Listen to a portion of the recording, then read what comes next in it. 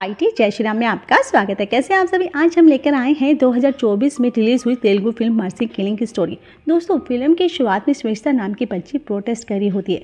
उसे mercy killing चाहिए। उसका कहना होता है कि हमारा संविधान हमें आर्टिकल 21 में इज्जत के साथ जीने के साथ साथ इज्जत के साथ मरने का भी हक देता है, इसलिए मुझे मर्सी किलिंग का हक चाहिए। एक अकेली बच्ची इज्जत से मरने की मांग कर रही है।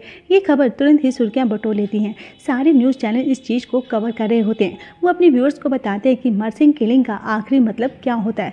जब कोई इंसान काफ़ी बीमार पड़ जाता है और वह अपना खुद ख्याल नहीं रख पाता और किसी और इंसान पे बोझ बन जाता है, तो पेशेंट खुद मरने की मांग रखता है या उसके परिवार वाले कोर्ट के ऑर्डर से पेशेंट का जीवन खत्म कर देते हैं। इसका मकसद उस पेशेंट को दर्द से मुक्ति दिलाना होता है। मगर श्वेता तो बिल्कुल फिट होती है, फिर वो क्यों मर्सी किलिंग की मांग कर रही होती है? दरअसल उसको ये समाज जीने लायक नहीं लगता, इसलिए वो जीना नहीं चाहती। पर इतनी छोटी बच्ची के साथ ऐसा क्या बुरा घट गया जो वो इतना एक्सट्रीम स्टेप लेने के लिए तैयार हो गई? ये तो हमें आगे पता चलेगा दोस्तों। मगर फिलहाल श्वेता की खबर जल्द ही राजभवन तक पहुंच जाती है और मिनिस्टर इस मुद्दे पर गौर करने को कहते हैं। इसलिए आईएएस ऑफिसर्स लेकर पुलिस ऑफिसर को ऑर्डर देते हैं कि श्वेता को अरेस्ट करके मजिस्ट्रेट के सामने पेश करें। अगली सीन में श्वेता भीमराव अम्बेडकर के स्टेचू के सामने प्रोटेस्ट कर रही होती है और वहाँ कुछ लोग उसका सपोर्ट में भी खड़े होते हैं। तो वो श्वेता को जस्टिस दिलाना चाहते हैं। तभी वहाँ पर कुछ पुलिस वाले आकर श्वेता को अरेस्ट करना चाहते हैं दोस्तों, मगर वो उसके साथ चलने से मना कर देती है, ये कहकर कि जब तक मेरी मांग पूरी नहीं हो जाती तब तक मैं यहाँ से हिलूंगी भी नहीं। और तब पुलिस वाला ऑफिसर हंसते हुए कहता है, अरे पगली, तुम्हारी बात ऊपर तक पहुँच गई है और मुझे ऊपर से ऑर्डर आया कि तुम्हें मजिस्ट्रेट के सामने पेश किया जाए ताकि वह तुम्हारी मांग को अच्छे से पूरा कर पाए। ये जानने के बाद श्वेता अपने सारे सपोर्टर्स को हाथ जोड़कर शुक्रिया अदा करती है और फिर पुलिस के साथ चली जाती है। इसके बाद सीन पास्ट में चला जाता है और दोस्तों, जहाँ श्वेता रहा करती थी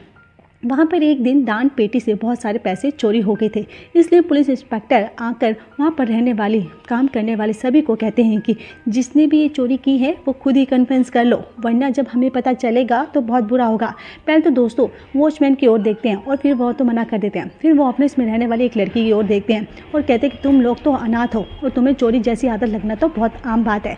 और दोस्तों, ये बात श्वेता को बहुत बुरी लग जाती है और वो इंस्पेक्टर को अपनी जुबान संभाल कर बात करने को कहती है कि ज़रूरी नहीं कि हर अनाथ बच्चा चोर ही बने।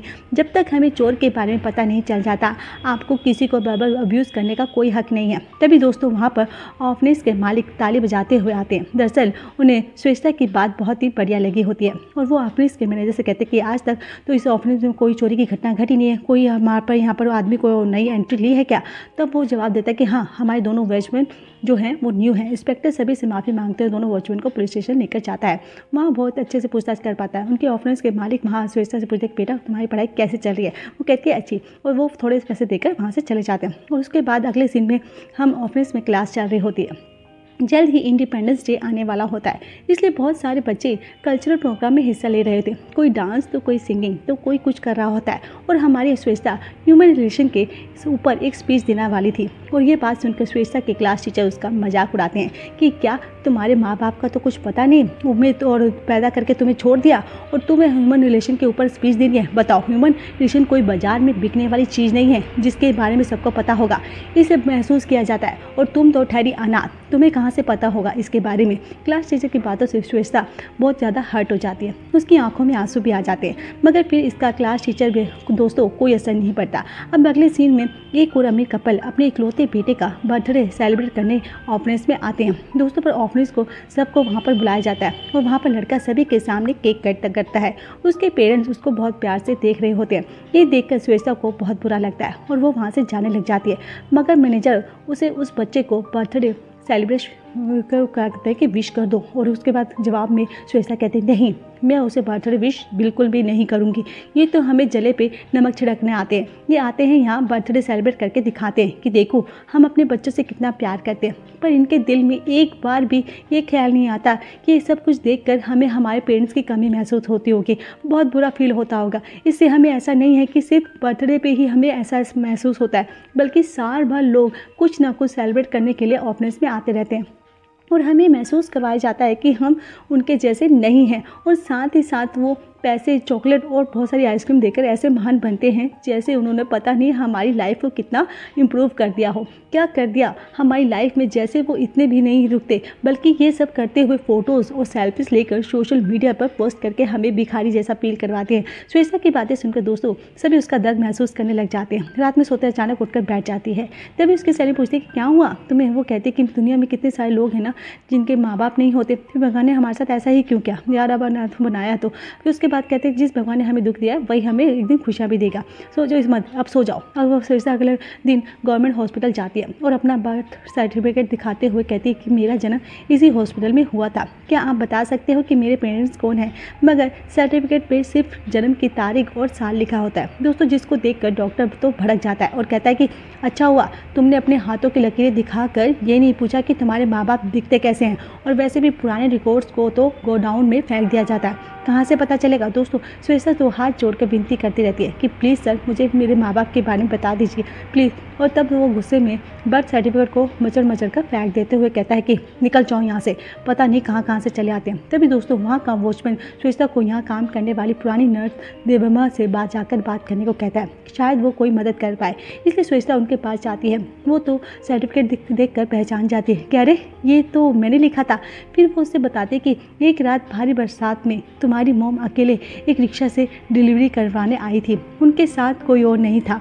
रात भी बहुत हो चुकी थी। मैंने डॉक्टर को जाकर सारी बात बताई थी, पर डॉक्टर को अपने किसी पर्सनल काम से बाहर जाना था। साथ ही उनका कहना था कि पेशेंट के साथ कोई भी नहीं आया, अगर उसे कुछ हो गया तो उसकी जिम्मेदारी कौन लेगा। ये कहकर डॉक्टर तो चले गए और तब मैंने ही डिलीवरी करवाई थी। मैंने तो तुम्हें तो बचा लिया था बेटा, पर तुम्हारी माँ को नहीं बचा पाई थी। ये सुनकर श्वेता इमोशनल होकर रोने लग जाती है। कहती है आपको मेरी मॉम के बारे में और कुछ पता है तो प्लीज़ बताइए। नर्स कहती है मुझे ज़्यादा तो नहीं पता, पर राम जिसने रिक्शा से तुम्हारी माँ को यहाँ पर पहुँचाया था शायद उसे कुछ पता हो, मगर मुझे राम के बारे में कुछ नहीं पता था कि वो कहाँ रहता है। श्वेता दोस्तों शहर में हर जगह राम नाम के बंदे वाले रिक्शे के बारे में पूछती है, तो वह पूछताछ कर रही होती है कि वहीं तभी एक टपोरी से दिखने वाला आदमी नोटिस कर लेता है और वो सामने आकर श्वेता से कहता है कि तुम उसी राम नाम के रिक्शे वाले को ढूंढ रही हो ना, जो थोड़ा बूढ़ा है, चलो मैं तुम्हें उसके पास लेकर जाता हूँ। उसके घर ये चीज़ दोस्तों एक औरत नोटिस कर लेती है जो पास में स्टॉल पर सामान भेजा करती थी।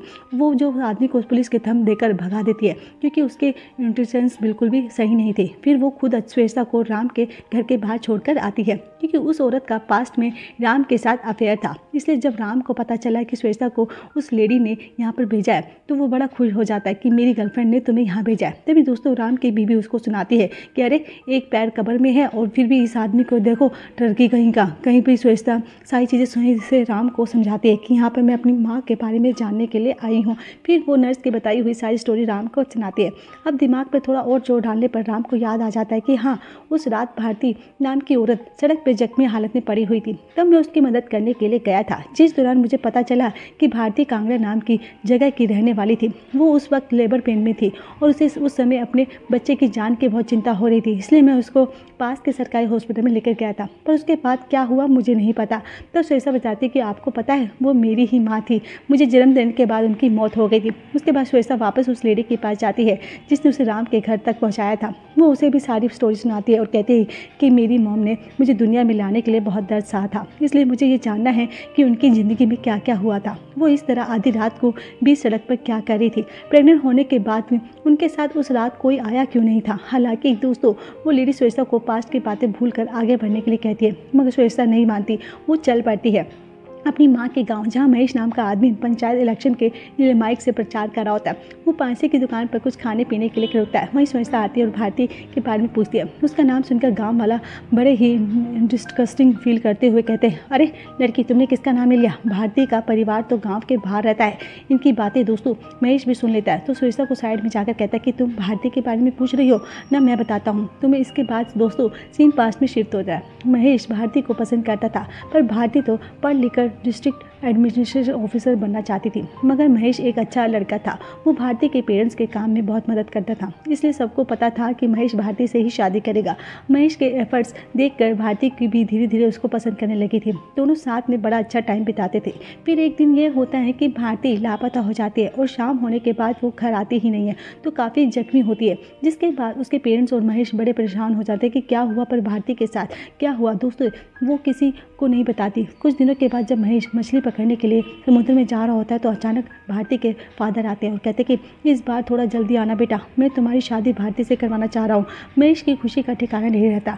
वह 20 दिन के बाद जब गाँव आता है तो पता चलता है कि फिश लॉर्ड राजू के नीचे काम करने वाला वीरू के बेटे से भारती की शादी हो चुकी है। पर वह लड़का की जगह दोस्तों उस लड़के का पिता वीरू भारती के साथ ज़बरदस्ती करता है, जिससे डरकर भारती वापस अपने घर भाग जाती है। सही वक्त पे हमेश आकर वीरू की गुंडों से फाइट भी करता है, जिसके बाद फिश लॉर्ड राजू फिर बीच में आकर फैसला करता है कि भारती को वीरू के घर ही जाना होगा।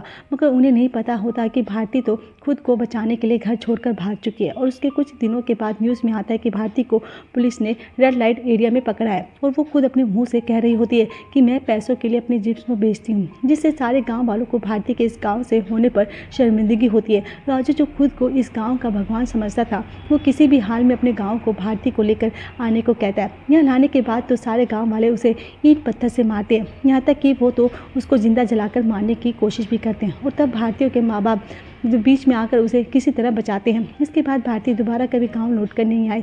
प्रेजेंट में महेश श्वेता को उसके ग्रैंड पेरेंट्स से मिलवाता है, पर गुस्से में श्वेता बिना उससे बात किए चली जाती है क्योंकि उन्होंने भारतीयों की हिफाजत सही से नहीं की। इसके बाद श्वेता पुलिस स्टेशन जाती है और कहती है कि साल 2008 में आपने भारती नाम की लड़की को प्रोस्टिट्यूशन के केस में अरेस्ट किया था। मुझे उस केस की एफआईआर की कॉपी चाहिए। इंस्पेक्टर पूछता है तुम्हें क्यों, वो क्या चाहिए, उन कौन लगती हो तुम? तो श्वेता कहती है कि वो मेरी माँ थी। इस पर दोस्तों इंस्पेक्टर बड़े ही रिस्पेक्टफुल में कहता है कि ओहो तुम हो उस प्रोटेस्ट की बेटी हो तो कहीं तुम भी वही काम तो नहीं करती। दोस्तों श्वेता को बहुत गुस्सा आ जाता है। वो इंस्पेक्टर को डांट कर भागने की कोशिश करती है, लेकिन तभी श्वेता संविधान के राइट्स याद दिलाती है और कहती है आप एक सिटीजन को एफआईआर की कॉपी देने से मना नहीं कर सकते और ना ही गंदे तरीके से मुझसे बात कर सकते हो। अगर आप सीधे तरीके से बात नहीं मानेंगे तो मैं मीडिया में जाकर रहूंगी और कोर्ट में जाऊंगी, ह्यूमन राइट्स कमीशन के पास जाऊंगी। ये सारी चीज़ें सुनकर इंस्पेक्टर सोचता है कि अरे कौन इतने ईमेल में बढ़ जाएगा, चुपचाप इसको फायर की कॉपी दे देता हूँ। दोस्तों वो उसे लेकर श्वेता कुछ लॉयर्स के पास जाती है और अपने माँ के केस को रीओपन करवाने की कहती है, मगर जैसे लॉर्ड प्रोस्टिट्यूशन का नाम सुनते हैं वो पीछे हट जाते हैं। दोस्तों फिर एक दिन श्वेता अपने ऑफिस के मालिक के पास जाती है जो कि पेशे से एक वकील भी होता है। उन्हें श्वेता अपनी और अपनी माँ की सारी कहानी भी सुनाती है और इमोशनल होकर कहती है मेरी सीता सम्मान देवी माँ को इस समाज ने बहुत परेशान किया, ऐसे समाज में मैं जीना नहीं चाहती। तब वो लॉयर श्वेता को समझाते कि देखो अगर तुम खुद से खुद की जान लोगी या कोई तुम्हें जान से मारेगा तो वह एक क्राइम होगा, इसलिए अगर तुम्हें मौत चाहिए ही तो तुम्हें कोर्ट से मर्सी किलिंग की मांग रखनी होगी। जिसके बाद तो दोस्तों श्वेता प्रोटेस्ट पर बैठ जाती है। बात ऊपर तक पहुंचने पर पुलिस ऑफिसर श्वेता को अरेस्ट करके मजिस्ट्रेट के सामने पेश करते हैं और तब यहाँ से होती है स्टोरी प्रेजेंट में शिफ्ट, जब अब मजिस्ट्रेट जानना चाहते हैं कि आखिर क्यों श्वेता मर्सी किलिंग की मांग रखे हैं। तब वो अपनी माँ के दर्द भरी कहानी उनको सुनाती है। तब मजिस्ट्रेट एक स्पेशल ऑफिसर को तैनात करते हैं और भारती के केस को अच्छे से इन्वेस्टिगेट करके सारे दोषी को कोर्ट में पेश करने को कहते हैं। कोर्ट के सेशन में हमें एक चौंकाने वाली सच्चाई पता चलती है। दरअसल फिश लॉर्ड राजू का शिवम नाम का एक बेटा था। शिवम की नीयत भारती पे काफ़ी ख़राब थी, इसलिए वो एक दिन भारती के मना करने के बाद भी उसे कॉलेज तकलीफ देने के बहाने अपनी गाड़ी में बिठा देता है और कॉलेज ड्रॉप करने की जगह अपने फार्म हाउस लेकर जाता है। उसके बाद ज़बरदस्ती करता है। इस चीज़ का वो वीडियो भी रिकॉर्ड कर लेता है। इस दिन भारती दिन भर लापता रही थी और रात में घर जख्मी हालत में पहुंची थी। दोस्तों इसके बाद तो शिवम हमेशा उसकी MMS को पब्लिक करने की धमकी देकर भारती को जब मन करे वहाँ मन करे मिलने के लिए बुला लेता था, उसका इस्तेमाल करता था। जब एक दिन भारती के साथ अपने फार्म हाउस पे वो होता है तो वहाँ पर शिवम के डैड राजू आ जाते हैं। वो उस पर गुस्सा करते हैं, इसलिए नहीं कि वह भारती की ज़िंदगी के साथ खेल रहा था, बल्कि इसलिए कि बेटा तुम्हें एक नीची कास्ट की लड़की को अपनी गर्लफ्रेंड बनाने का सोचना भी नहीं चाहिए था। तुम्हें तो इस जैसी लड़कियों को एक बार यूज़ करके दोबारा मुंह नहीं लगाना चाहिए था। फिर दोस्तों ये भारती को मारते पीटते हैं कि तुमने मेरे बेटे को फंसाने की कोशिश की, तुम्हारी हिम्मत कैसे हुई मेरे बेटे के साथ सोने की। तब भारती बताते कि मैं शौक से आपके बेटे के साथ नहीं सोती, बल्कि उसने मेरा MMS बना के रखा हुआ है। भारती दोस्तों उसको वो भी MMS दिखाती है, जिसको देखने के बाद राजू उल्टा भारती को मारता है। इस घटना को राजू का आदमी दोस्तों वीरू अपने लिए यूज़ करना चाहता था। वो कहता है कि मेरी बीवी की मौत हो चुकी है और मेरा इकलौता बेटा वो भी निकल चुका है, इसलिए मेरे घर में एक औरत की सख्त जरूरत है, आप भारती को मुझे दे दीजिए। जिसके बाद दोस्तों राजू भारती को डराता धमकाता आता और कहता है कि अब से मैं जैसा कहूँगा तुम वैसा ही करना, मैं तुम्हारे माँ बाप को मार डालूंगा। और वो भारती के माँ बाप को बुलाता है और बताता है कि भारती और वीरू के बेटे को मैंने रंगे हाथे गलत काम करते हुए पकड़ लिया था। तुम्हारी बेटी कैरेक्टरलेस है, गांव का माहौल इसकी वजह से ख़राब ना हो, इसलिए अभी भी मंदिर में हमें भारती और वीरू के बेटे की शादी करवानी होगी। तो दोस्तों इस तरह से भारती की ज़बरदस्ती शादी वीरू के बेटे से करवा दी जाती है, जो कि वो गलत थी। और फिर वीरू अपने बेटे की वाइफ को अपनी वाइफ समझकर उसके साथ ज़बरदस्ती करता है। इसके बाद भारती अपने गाँव वापस आ जाती है, मगर तब राजू और वीरू मिलकर उसे दोबारा लेने के लिए आते हैं। उनसे बचने के लिए भारती शहर भाग जाती है, पर वहाँ भी अमीर जादे अपनी गाड़ी में बीच पर भारती के साथ दोस्तों बहुत बुरा करते हैं, जिन्हें पुलिस तो पकड़ लेती है, मगर ज़बरदस्ती करने वाले लड़के बड़े अमीर परिवार से थे, जिसकी वजह से पुलिस उनकी ही बात सुनती है और वह उल्टा भारती को ब्लैकमेल करके मीडिया में झूठा बयान देने पर मजबूर कर देते हैं कि तुम ये कहना कि पैसों के लालच में तुमने ये प्रोस्टिट्यूट बन गई हो। और दोस्तों फिर जब ये खबर गाँव तक पहुँची तो राजू गुस्सा हो जाता है। प्रेजेंट में मजिस्ट्रेट उन सभी लोगों का डीएनए टेस्ट करवाते हैं जिन्होंने भारती के साथ ज़बरदस्ती संबंध बनाया था, पर ताजुब की बात तो ये होती है कि उनमें से कोई भी श्वेता का बायोलॉजिकल फादर नहीं निकलता। कई सारे दोषियों को उम्र कैद की सज़ा होती है। वो सारे मिलिजेंस जिन्होंने भारती को टॉर्चर किया था, उन्हें सज़ा के तौर पर ऑफिस में जाकर बच्चों की सेवा पानी करने को कहा जाता है और अपने पैसों के साथ उन अनाथ बच्चों को चीज़ें भी खरीद कर देने को कहा जाता है। साथ ही उन्हें दोबारा ऐसी भी गतिविधियों में इन्वॉल्व होने से मना कर दिया जाता है। श्वेता केस तो जीत गई थी, उसके माँ के दोषों को सज़ा मिल गई थी, मगर मीडिया वाले अभी भी श्वेता से उलझे सवाल कर रहे थे कि क्या कोर्ट के कहने से समाज में ये मान लेगा कि तुम्हारी माँ प्रोस्टिट्यूट नहीं थी। वो तो अभी भी तुम्हें एक प्रोस्टिट्यूट की बेटी ही समझेंगे ना, कि तुम्हें ज़िंदगी में बहुत से ताने सुनने पड़ेंगे। दोस्तों ये सारी चीज़ जब विजय नाम का एक बिजनेसमैन टीवी पर देखता है तो उसे श्वेता के लिए बहुत बुरा फील होता है। विजय वैसे भी बहुत ही पहले से श्वेता के केस पर नज़र रखे हुए था, इसलिए वो अगले दिन मीडिया वालों को बुलाकर अनाउंस करता है कि मैं श्वेता को अडॉप्ट करके अपनी बेटी बनाने वाला हूँ। उसने जितने दुख झेले थे वो झेल चुकी है, बस अब उसे मैं अपनी महज की राजकुमारी बनाकर रखूँगा। अगले दिन श्वेता को विजय के घर लाया जाता है। दोस्तों वहाँ पंडित भी आए होते हैं। अब आज पूजा वगैरह करके श्वेता को विजय के हवाले कर देना चाहते थे। थोड़े रीति रिवाज से जब विजय और श्वेता अकेले में होते हैं तो श्वेता उसे अपना फादर कहती है, जिस पे हंसते हुए वो कहता है कि बेटा अभी तो पूजा भी नहीं हुई है, पूजा के बाद ही तुम्हारा फादर बन जाऊंगा। तब श्वेता एक और राज पर पर्दा उठाती है, कहती है पूजा की क्या ज़रूरत है, आप तो मेरे रियल में फादर है ना। दरअसल दोस्तों जिस रात राम को भारती मिली थी तो उसने दूर से ही देख लिया था कि भारती को कार से एक आदमी उतार कर रोड पर सुलाकर भाग रहा था। राम ने उस कार का नंबर प्लेट याद कर रखा था और अब उसने ये बात तो श्वेता को ही बता दी थी, जिससे उसे पता तो चल गया था कि कुछ तो झोल है, पर वो क्या है वो अब विजय के मुंह से सुनना चाहती थी। तब विजय बताता है कि जब प्रोटेस्ट होने वाली बात न्यूज़ में आई थी तब भारती को उसके गाँव वालों ने जान से मारना चाहा तो वह भाग कर वापस शहर आ चुकी थी। उसकी मुलाकात मुझसे हुई थी और उसने मुझे अपनी सारी दुख भरी दास्तान सुनाई थी। उसके पास रहने के लिए कोई जगह भी नहीं थी, इसलिए मैं उसको अपने घर लेकर आ गया था, मगर रात में मैंने शराब पी ली थी और भारती को नहाते हुए देख लिया था, जिससे मेरी नीयत ख़राब हो गई थी और मैंने भारती के साथ संबंध बनाया। मगर अगले ही दिन मुझे होश आया और मुझे अपनी गलती का एहसास हो गया था, इसलिए मैंने भारती से माफ़ी मांगी और उसकी सारी ज़रूरतों को पूरा करने का वादा किया। मैंने उसको अपने फार्म हाउस पर एक नौकर के देखरेख में रखा था। जब कुछ महीनों के बाद मैं भारती से मिलने के लिए गया तो मैंने देखा कि वह मेरे बच्चे की माँ बनने वाली है। मैंने उसे अबॉर्शन करवाने को कहा था, पर मैं अपनी जिद पर अड़ी हुई थी कि मुझे अपने बच्चे को इस दुनिया में ला कर रहना है।